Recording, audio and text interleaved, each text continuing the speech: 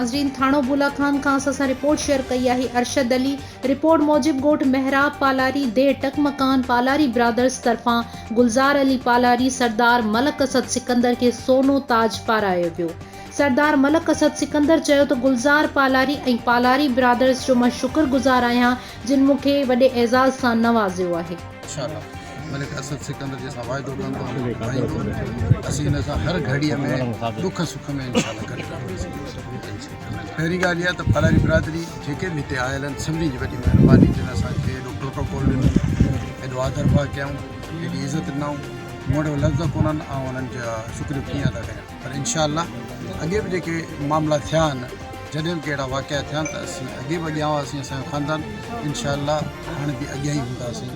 कोस्तान जे हर माण्हूअ जो जेको बि प्रॉब्लम हूंदो उन लाइ अॻे बि विढ़िया आहियूं, इंशाल्लाह हाणे बि